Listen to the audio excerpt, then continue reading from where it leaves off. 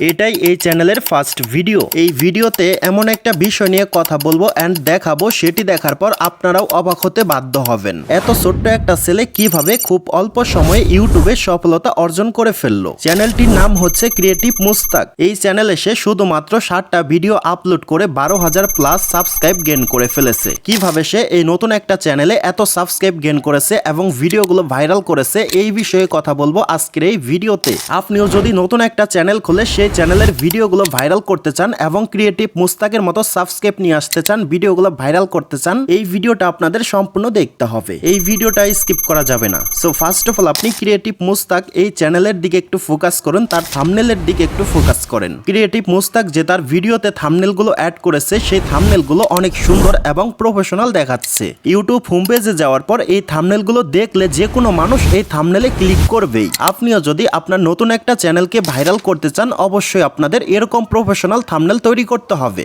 আপনি যদি একটি প্রফেশনাল থাম্বনেল তৈরি না করতে পারেন, আমার এই ভিডিওতে কমেন্ট করে জানাতে পারেন, পরবর্তী আমি এই বিষয়ে একটা ভিডিও নিয়ে আসবো।